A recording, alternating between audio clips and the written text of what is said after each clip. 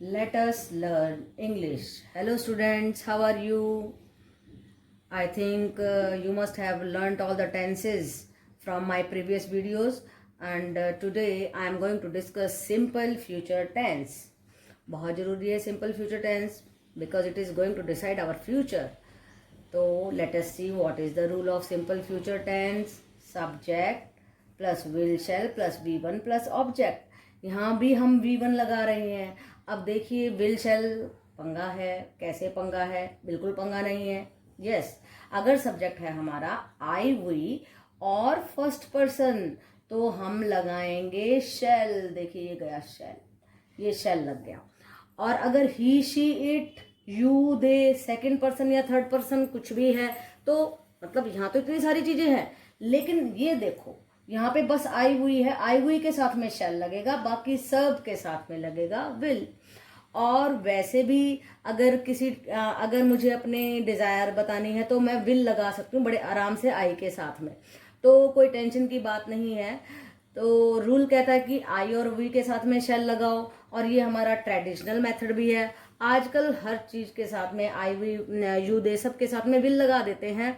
सभी टीचर्स ये चीजें सिखा देते हैं कि आप विल लगा लीजिए, बट हमारा पुराना रूल कहता है आई वी, और मैं भी यही कहती हूँ आई वी के साथ लगाएंगे shall. He she it you they first person second person और थर्ड पर्सन के साथ में लगाएंगे will. So let us see the examples in the positive, in the positive sentences. Yes, in the positive, जिसमें नहीं है, जो सिंपल हैं. Radhika will go to school tomorrow. अब देखो टुमारो से पता चल रहा है कि कल जाएगी स्कूल में. We shall play hockey next day. Next day से पता चल रहा है कि कल खेलेंगे हम हॉकी. फ्यूचर में फ्यूचर रेफरेंस टाइम है, ये फ्यूचर की बात बता रहा है. He will not come tomorrow, वह नहीं आएगा कल. Doraemon will not cook after 2 days, 2 दिन के बाद डोरेमोन नहीं बनाएगा खाना. देखो नेगेटिव हो गया, नॉट आ गया, और नॉट के साथ में लगाते हैं. नॉट नेगेटिव सेंटेंसेस बनाने हैं तो विल शैल के साथ में लगाते हैं नॉट. तो इंटरोगेटिव सेंटेंसेस में क्या करते हैं? इंटरोगेटिव सेंटेंसेस में shall I play chess tomorrow, क्या मैं कल हॉकी खेलूंगा? No sorry, shall I play chess tomorrow, क्या मैं कल चेस खेलूंगा? Will they go outside on next Monday, क्या वे बाहर नेक्स्ट मंडे जाएंगे? तो देखो next Monday, tomorrow, next 2 days, ये सब हमारे को बता रहे हैं किसके बारे में? बोलिए किसके बारे में बता रहे हैं? फ्यूचर टाइम रेफरेंस के बारे में, कि हम फ्यूचर की बात कर रहे हैं. राइट. अब इंटरोनेगेटिव सेंटेंसेस हो तो कैसा लगेगा? उसमें इंटरोगेशन भी आ गया और नेगेटिव भी आ गया. कैसे आया देखिए. Will Nobita go to Doraemon's house tomorrow, क्या नोबिता डोरेमोन के घर में कल जाएगी? Shall they not play chess after 2 days. सो इस तरीके से हम फ्यूचर टाइम रेफरेंस सीख सकते हैं, फ्यूचर टेंसेस की पहचान कर सकते हैं और बना सकते हैं, और फ्यूचर की बात हम अपनी एक्सप्रेस कर सकते हैं. And we can use these verbs. कैसे करेंगे? और भी एग्जाम्पल्स लेते हैं. देखिए, I will catch butterflies tomorrow, they will drive a car after 2 days, he will play hockey. Let us take some more examples of simple future tense with the help of these verbs. I shall catch butterfly tomorrow, they will drive a car next day. I shall play hockey after 2 days, they will live in this house after 2 years. He will leave the class after 2 days. He will take transfer after 2 months. So the words next day, next month, next year, tomorrow, all these words indicate that the talk is about the future time reference, and this is how we can make the simple future tense. Now let us take future continuous tense. Now what is future continuous tense? Future continuous tense is subject plus will shall plus be plus v1 plus ing plus object.